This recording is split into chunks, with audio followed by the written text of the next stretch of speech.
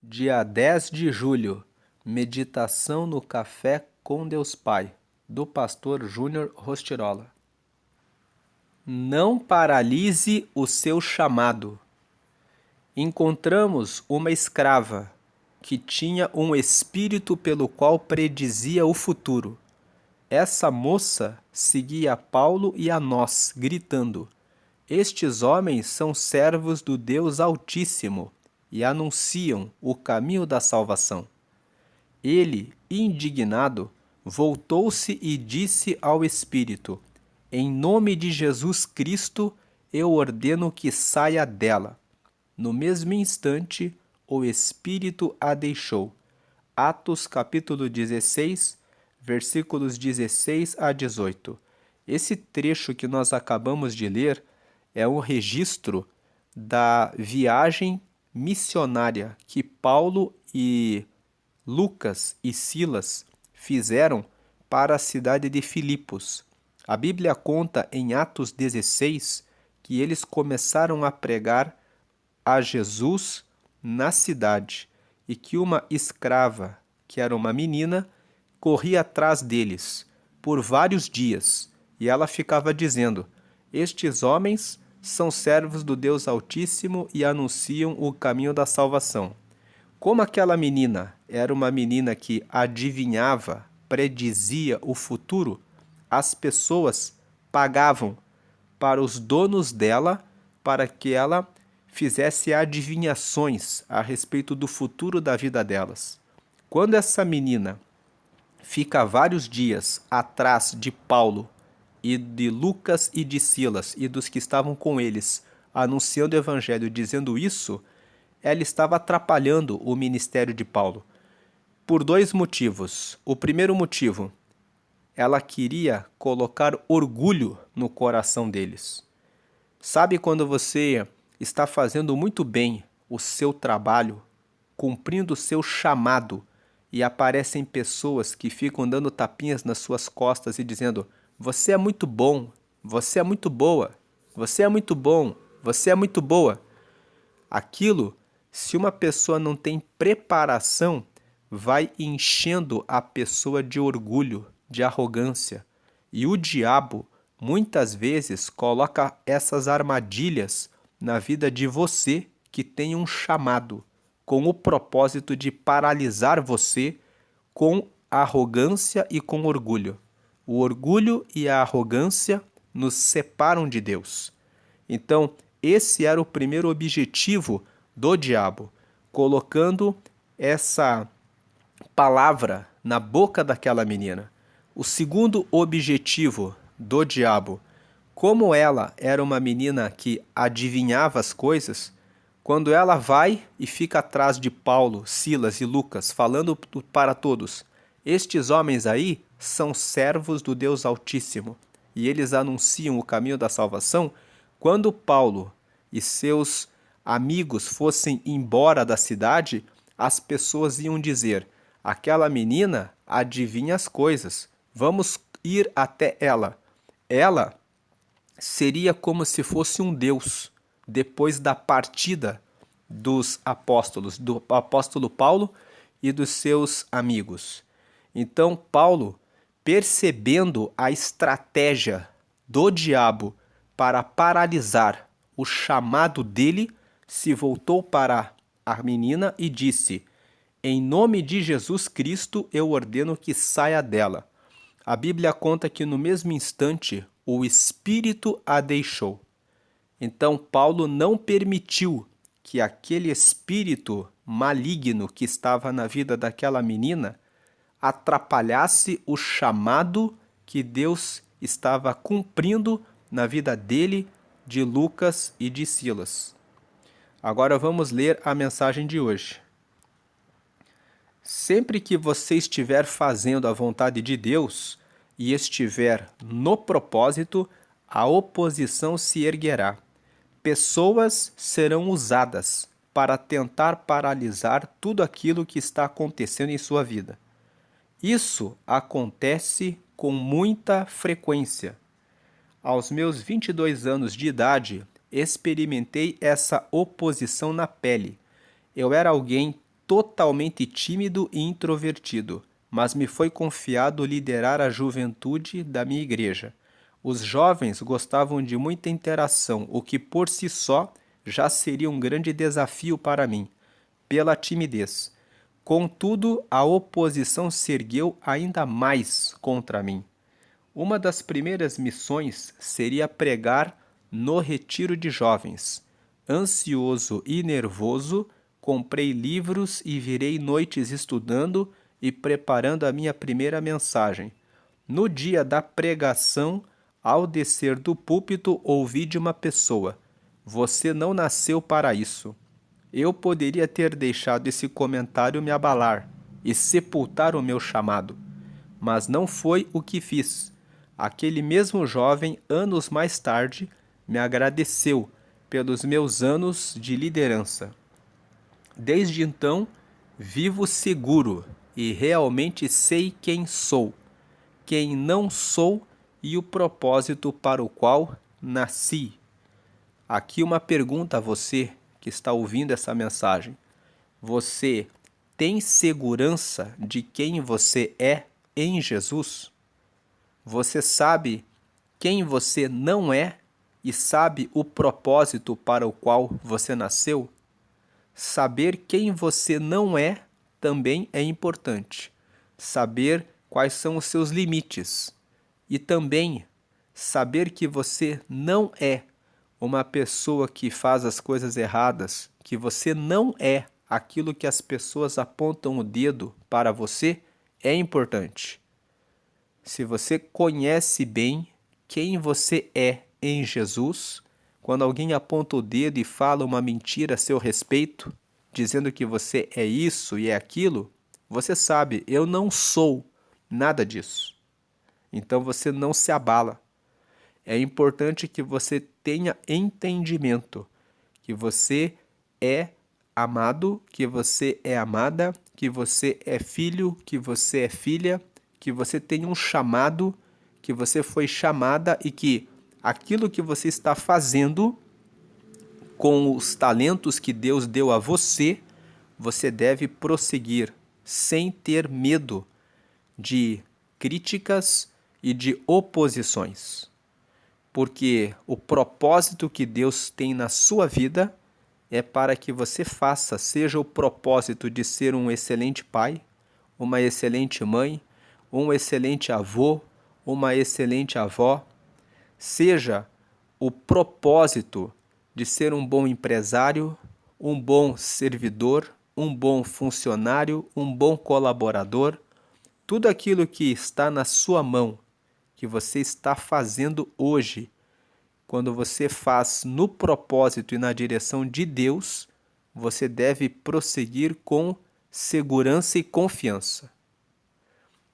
Existem outros propósitos que Deus ainda quer colocar na sua vida, mas que você precisa fazer bem o que você está fazendo hoje, o que você está fazendo agora. Faça bem aquilo que Deus colocou na sua mão agora.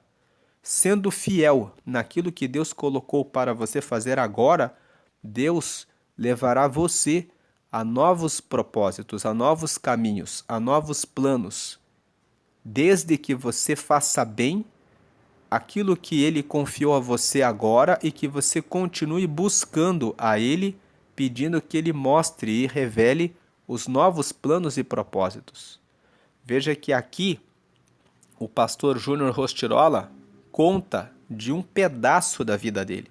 Foi um pedaço em que ele liderou a juventude na igreja dele. Esse tempo já passou. Hoje, ele está cuidando de outros ministérios. Foi uma etapa que ele cumpriu com coragem de ouvir a voz de Deus, mesmo sendo tímido, mesmo com aquele jovem que apareceu e disse no primeiro sermão dele: "Você não serve para isso", ele prosseguiu com confiança em Deus. Então não se deixe abater por uma crítica que venha contra você. Leve o propósito tendo confiança de que foi Deus que chamou você. Agora o último parágrafo. Tenha também em foco essas verdades, e elas abrirão todas as portas pelas quais o Senhor determinou que você terá que passar para cumprir o seu destino. Então veja que tenha em foco essas verdades e elas abrirão todas as portas pelas quais o Senhor determinou que você terá que passar para cumprir o seu destino. E entenda que as situações da vida não podem determinar a sua fé em Deus, muito menos até onde você poderá chegar. Elas não são o limite, são o meio que Deus usará para levá-lo a cumprir o seu propósito. Então, aquela crítica que o pastor Júnior Rostirola recebeu desse jovem, ao invés de desmotivá-lo, fez que ele prosseguisse, fez que ele avançasse. Certamente, ele não falou aqui, mas certamente essa palavra fez com que ele se dedicasse mais nos sermões seguintes. Fez com que ele pensasse por que esse jovem colocou essa crítica. Então eu vou melhorar, eu vou estudar mais, eu vou preparar mais os sermões, eu vou falar mais a Deus para que me oriente o que eu devo falar nos próximos sermões. Tanto que, anos mais tarde, aquele jovem agradeceu pelos anos de liderança dele. Certamente que, ao invés de receber a crítica como motivo de tristeza, ele procurou melhorar e ele venceu. E você também vai vencer, sendo perseverante, sendo consistente, fazendo sempre o seu melhor, buscando sempre em Deus a direção e a orientação. A frase de hoje é: não deixe que as situações da vida determinem a sua fé em Deus. Entenda que a fé deve ser praticada. Então a sua confiança em Deus deve ser exercida, praticada. Como você se comporta quando alguém diz uma palavra de desânimo, uma palavra negativa, quando uma pessoa lança uma crítica em relação ao seu chamado, em relação ao que você faz? Você se abala? Você se abate? Você fica triste? Você recebe a crítica e fica remoendo? É tempo de amadurecer. É tempo de pegar a crítica e pensar: o que eu posso fazer de melhor? Como eu posso melhorar? Vou melhorar. Pegue as pedras que atiram em você e construa uma escada para que você possa subir. Hoje é o dia 191 de 365. A leitura bíblica de hoje é Jó, capítulo 9, e a palavra-chave de hoje é chamado. Você foi chamado para cumprir o propósito de Deus. Você foi chamada para cumprir o propósito de Deus. Não paralise o seu chamado. Não deixe que as pessoas paralisem o que Deus reservou para você.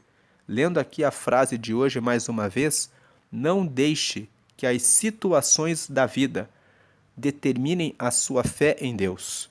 Entenda que a fé deve ser praticada. Coloque a fé em ação. Creia, Deus está comigo. Deus está na minha frente. Deus é o que me guia e que me orienta. Deus abençoe grandemente seu dia. Agora eu faço um convite para você que ainda não encontrou o propósito da sua vida. Quem sabe você ouviu essa mensagem e ficou pensando: mas qual é o propósito da minha vida? Quem sabe você ainda não aceitou a Jesus. O primeiro propósito da sua vida é glorificar a Deus. Deus fez você e Ele quer que você o glorifique. E Ele quer que você tenha o Espírito Santo, que você receba a salvação e que você possa morar no céu para sempre com Ele. Mas essa decisão é individual, é pessoal. É você que decide se você vai cumprir esse propósito ou não. Da mesma forma como os cristãos podem seguir o propósito ou desistir do propósito, e eles precisam exercitar a fé, colocar a fé em prática para superar as críticas e poderem avançar, você também precisa superar as suas desconfianças em relação a Deus e se entregar a Ele. Então, aqui na tela, estou deixando a oração de confissão. É a oração em que você confessa. Eu confesso que eu quero Jesus para ser o meu Senhor, o meu líder, o meu Salvador, aquele que me salva dos meus pecados. Sem Jesus, eu não tenho como ter o perdão dos pecados. Foi Jesus que morreu e deu o seu sangue pela minha vida, pela vida de todos nós. Então, por isso, aqui está a oração de confissão, para que você aceite Jesus como Senhor da sua vida e como seu Salvador, aquele que morreu no seu lugar e que te dá vida para que você possa viver com Deus eternamente. Nessa oração, você vai pedir para que o Espírito Santo entre na sua vida. O Espírito Santo é o Espírito do próprio Deus. A presença de Deus vai reinar em você. E você vai ser guiado todos os dias, até o último suspiro, para chegar até o céu. O Espírito Santo fala no nosso coração, ele dá o alerta. Isso é errado, isso é certo. Todas as pessoas que chegam até Jesus recebem o Espírito Santo que nos avisa o caminho certo, nos guia para o céu. E com essa oração, o seu nome vai ser escrito no livro da vida, da mesma forma como uma criança, quando nasce, recebe um registro no cartório. Quando você aceita Jesus, você recebe um registro no livro da vida, que é o livro de Deus, onde estão os nomes de todos os que aceitaram Jesus, que passam a ser filhos e filhas de Deus. E você vai terminar essa oração em nome de Jesus, porque todas as orações devem ser feitas em nome dele, porque é ele que morreu em nosso lugar e que está ressuscitado à direita de Deus, recebendo as nossas orações e intercedendo por nós, junto ao Pai. Então, pause esse vídeo, pense em Deus, ligue o seu coração com Deus e faça essa oração com sinceridade, querendo receber Jesus e o Espírito Santo na sua vida, e depois procure uma igreja em que se prega que somente Jesus é aquele que salva. Participe dos estudos da Bíblia, porque estudando a Bíblia você vai conhecer e entender os propósitos de Deus para você. Deus abençoe grandemente o seu dia. Agora vamos fazer a leitura bíblica. A leitura bíblica de hoje é Jó, capítulo 9. Aqui no capítulo 9, Jó fala sobre os seus sofrimentos. Jó é um livro que tem 42 capítulos. Um breve resumo para você que nunca leu a Bíblia. O livro de Jó conta a história de um homem que era fiel, temente, sincero, muito correto diante de Deus. A Bíblia fala nos primeiros capítulos, que um dia o diabo foi até Deus e Deus falou que Jó era um homem reto, sincero, honesto e íntegro. Então o diabo retruca a Deus. Ele fala: Jó só é fiel porque ele recebeu todas as bênçãos do Senhor. Tira dele as riquezas que ele tem. Tira dele o que ele tem e você vai ver se ele não vai amaldiçoar ao Senhor. Então Deus, conhecendo Jó, autoriza que o diabo toque nas coisas dele. A Bíblia conta nos primeiros capítulos que ele perde tudo num único dia. Ele só fica com a esposa dele e mais nada. Ele tinha 10 filhos. Os 10 filhos morreram numa festa. A casa desabou e os 10 morreram no mesmo dia, num único ato. E ele perdeu as jumentas, os bois e as ovelhas, tudo que ele tinha. E a Bíblia conta que quando isso aconteceu, cada empregado apareceu na frente de Jó dizendo: levaram suas ovelhas, levaram seus camelos, levaram seus jumentos. Por último, os seus filhos estavam na casa do irmão mais velho fazendo uma comemoração e veio um vento e todos os seus filhos, a casa foi derrubada e todos os seus filhos morreram. Ele recebeu uma notícia atrás da outra e ele disse: eu vim da terra para a terra nu e eu vou voltar nu também. Bendito o Senhor que deu e bendito o Senhor também que tomou. E em seguida, a Bíblia conta que o diabo foi novamente até Deus. E Deus disse: você viu a fidelidade de Jó? E o diabo disse: pele por pele, osso por osso, e o homem amaldiçoará o Senhor. Jó ficou com a esposa, mas ele também ficou com a saúde. Então Deus disse: pode tocar no corpo dele, mas você não pode matá-lo. A Bíblia conta que ele ficou doente, com uma lepra, e ele precisava pegar caco de telha para raspar a pele, porque ele não tinha mais como raspar, como coçar-se. Ele precisava dos cacos de telha. Em seguida, 3 amigos dele vieram visitá-lo. A Bíblia conta que os amigos olharam para o estado de Jó e ficaram tão assustados que ficaram em silêncio durante 7 dias. Depois disso, Jó começa a falar e os seus amigos começam a apresentar argumentos querendo dizer que Jó cometeu alguma coisa errada e por isso que ele estava pagando todas aquelas consequências. E Jó, do capítulo 4 até o capítulo 38, você encontra os discursos dos amigos de Jó e de Jó. Eles vão tentando convencer Jó de que ele fez algo errado e que ele deveria confessar os seus erros e que Deus o perdoaria se ele fosse humilde e confessasse os seus erros. Mas Jó em nenhum momento errou. Ele era sincero, verdadeiro, íntegro e Deus até falou para o diabo: você viu que Jó é reto e sincero? Então Jó, ao longo do livro, fica na dúvida, querendo entender por que Deus deixou que o mal acontecesse comigo. Por que Deus deixou que o sofrimento acontecesse comigo? O livro de Jó mostra para nós que, mesmo sendo cristãos, podemos sofrer. Deus permite sofrimentos na vida do cristão também. No caso de Jó, Deus permitiu o sofrimento para provar que Ele é Deus, que Ele conhece os nossos limites, que Ele sabe muito bem quem nós somos. E Ele sabia muito bem o caráter de Jó.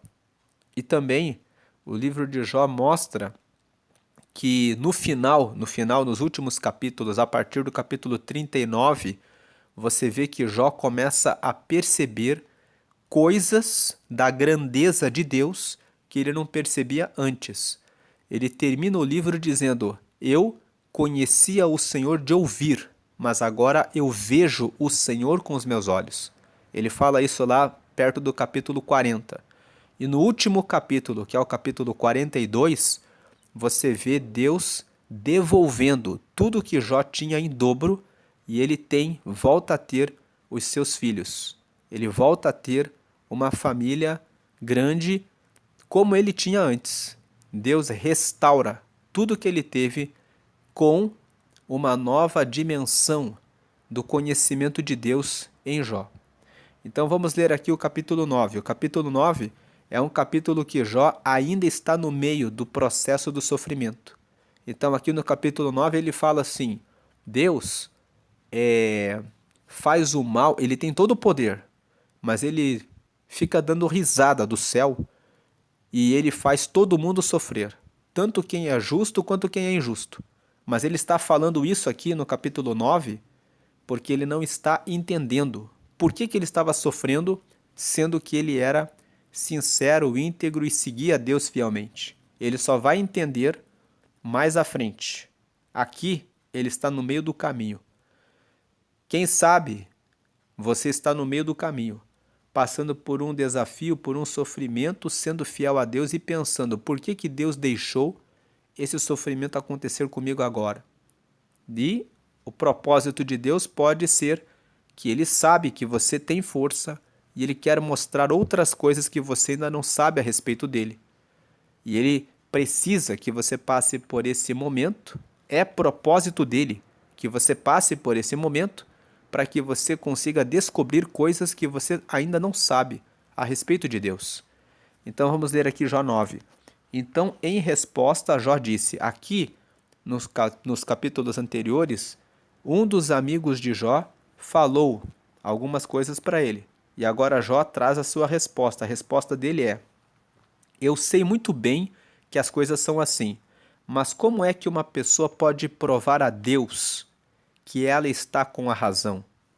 Quem se atreve a discutir com Deus? Ele pode fazer 1000 perguntas a que ninguém é capaz de responder. A sua sabedoria é profunda e o seu poder é grande. Quem pode desafiá-lo e vencer? Sem aviso, veja o versículo 5, sem aviso ele muda de lugar os montes e na sua ira os destrói. Quando ele fala aqui sem aviso, ele muda de lugar os montes, nós podemos interpretar os montes como pessoas que são importantes. Os montes são altos. Pessoas que ocupam posições elevadas podem cair. Deus derruba quem Ele quer no momento em que Ele quer. Agora, além disso, Ele também mexe no físico. Ele também faz com que uma montanha saia do lugar, que ela desmorone, que uma cidade não exista mais. Ele também tem governo e poder sobre isso. Agora o verso 6. Deus manda terremotos e o chão treme. Ele abala as colunas que sustentam a terra. 7. Deus dá ordem e o sol não nasce. Ele apaga a luz das estrelas. 8. Deus sozinho estendeu o céu. Ele pisou sobre as costas do mar. 9. Deus criou as estrelas em grupos, a Ursa Maior, as 3 Marias e as 7 cabrinhas, e fez também as estrelas do sul. 10. Deus faz coisas grandes e maravilhosas, e os seus milagres não têm fim. 11. Deus passa perto de mim e eu não vejo. Ele vai andando e eu não percebo. Veja que Jó só está exaltando Deus. Ele sabe o poder de Deus. 12. Se Deus quer ficar com alguma coisa, quem pode impedi-lo? Quem se atreve a perguntar, o que estás fazendo? 13. Deus não volta atrás na sua ira. A seus pés caem, derrotados, os aliados do monstro Raabe. 14. Quem sou eu, então, para responder a Deus? Onde vou achar palavras para discutir com ele? 15. Ainda que eu tivesse razão, eu não responderia. Ele é o meu juiz. Só posso pedir misericórdia. Veja que Jó reconhece a grandeza de Deus. A palavra misericórdia vem de 2 palavras, miséria e cordes. Cordes significa coração. Então, misericórdia é receber com cordes, com o coração aberto, quem está com miséria. Então, misericórdia é o que Deus tem de nós. Apesar das nossas misérias, Ele nos recebe com o coração aberto, com o cordes dele. Então, quando Jó fala aqui, eu só posso pedir misericórdia, ele está dizendo, eu só posso pedir que Deus me receba com o coração aberto, mesmo com as minhas misérias, apesar das minhas misérias. Aí o verso 16, ainda que eu o chamasse ao tribunal e ele se apresentasse, não acredito que ouviria o meu caso. Aqui no verso 16, você vê que Jó está achando que Deus está castigando ele não sabe a razão que ele estava sofrendo. Por ele não entender, ele pensa assim, se eu chamasse Deus no tribunal e eu me apresentasse, eu acho que ele não me ouviria. Ele está sentindo que Deus não quer ajudá-lo, que Deus não quer socorrer ele, que Deus deixou ele sofrendo e esqueceu dele. Essa é a sensação que ele tem. Ele sabe que Deus é Deus, mas ele está se sentindo como quem Deus esqueceu dele. Aí o 17, Deus me esmaga com uma tempestade, sem motivo aumenta as minhas feridas. Como ele estava com o corpo cheio de doença, tendo que usar o caco para raspar a sua pele, ele fala, Deus está me esmagando, e sem motivo ele aumenta as minhas feridas. 18, ele não me deixa nem respirar, e enche de amargura a minha vida. Dá para perceber que Jó estava com dificuldade até de respirar diante da doença dele. 19. Farei uso da força? Ele é o forte. Chamarei Deus ao tribunal? E quem o obrigaria a comparecer? 20. Sou inocente e sincero, mas as minhas palavras me condenariam e me declarariam culpado. 21. Sou inocente, mas não me importo com isso. Estou cansado de viver. 22. Para mim é tudo a mesma coisa, por isso digo que Deus destrói tanto os bons como os maus. Então você vê aqui que Jó começa a não entender. Eles tinham um entendimento. Nos capítulos anteriores, os amigos de Jó falam para ele assim: se vocês pedir perdão a Deus, aquilo que você fez escondido, você vai conseguir as bênçãos de Deus. Então aqui Jó está dando a resposta. Ele está dizendo: eu sei que Deus tem todo o poder, só que eu estou sofrendo. E ele está destruindo os bons e os maus. Jó, ele tem a percepção de que ele é bom, de que ele faz o que agrada a Deus. Mas ele não entende. Por que Deus está me castigando também? Aí o verso 23. Se de repente uma desgraça mata pessoas inocentes, Deus ri. Veja a que ponto Jó chegou. Jó chegou a ponto de dizer assim, Deus dá risada, Deus deve achar engraçado quando as pessoas morrem. 24. Deus entregou o mundo nas mãos dos maus e cobriu os olhos dos juízes com uma venda. E se não foi Deus quem fez isso, então quem foi? Veja que ele reconhece a soberania de Deus. Tudo o que acontece, ele fala, é Deus que tem o governo final, o governo sobre tudo. Aí o 25, os meus dias correm mais depressa do que um atleta. Eles fogem sem ter visto a felicidade. 26, a minha vida passa como um barco ligeiro, como uma águia quando se lança sobre um coelho. 27, eu posso tentar esquecer as minhas queixas, posso deixar o meu ar triste e voltar a ser alegre. 28, mas logo os meus sofrimentos me deixam apavorado, pois sei que Deus não acredita que eu seja inocente.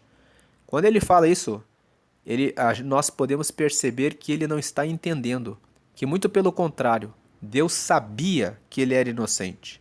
E Deus sabia que ele poderia ser tão fiel a Deus que mesmo no meio do sofrimento, Jó nunca negou, nunca deixou de reconhecer Deus como Deus da vida dele. Ele desabafa, dizendo assim, seria bom que Deus me levasse, por causa do sofrimento. Mas ele, em nenhum momento, ele vai contra Deus. Então, só que Jó não está entendendo a aprovação dele. Jó não entendeu que Deus provou ele porque sabia que ele seria fiel, que ele conseguiria, mesmo na dor e no sofrimento, continuar honrando e reconhecendo Deus. Porque tem pessoas que, quando as coisas vão mal, elas dizem, Deus nem existe. Elas dizem, Deus não está nem aí. Elas dizem, Deus é uma mentira. Mas Jó não. Ele sempre continuou confiando em Deus e dizendo, Deus é o meu Deus. Eu só não entendo por que ele não me mata logo. Eu só não entendo por que ele faz o castigo vir sobre os bons e sobre os maus. Porque até ali, até o momento do sofrimento dele, Jó tinha uma percepção. O justo nunca sofre. Se alguém passa por sofrimento, é porque fez alguma coisa errada. E o livro de Jó nos ensina que não.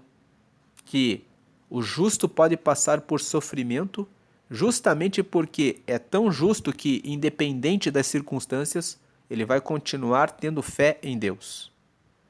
Jó mostra isso. Agora o verso 29. E se ele acha que sou culpado, não adianta nada lutar. 30. O sabão não pode lavar os meus pecados. O sabão mais forte não pode limpar o mal que cometi. 31. Deus me joga na lama e até a minha roupa tem nojo de mim. Veja que ele estava tão podre que ele fala que se ele usasse a roupa ficava suja. Ele sujava a roupa. 32. Deus não é um ser humano, como eu, e por isso não posso responder-lhe. Nem podemos resolver a nossa questão no tribunal. 33. Para nós dois, não há um juiz que possa julgar a mim e a Deus. 34. Ó Deus, para de me castigar.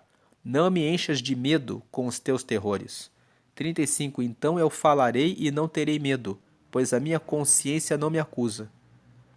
Então esse é o texto de Jó, o capítulo 9. É um pedaço do meio, num pedaço no meio do sofrimento que ele vai passando. Esse sofrimento vai avançando até o capítulo 37, 38. Até a parte do final do livro ali. Cada dia aqui no Café com Deus Pai tem um capítulo de leitura bíblica. Nós vamos lendo, ele vai colocando aqui Jó 9, depois nos próximos dias ele vai colocando os próximos capítulos e nós vamos lendo e avançando aqui nessa leitura bíblica. Deus abençoe o seu dia grandemente. Amém, amém.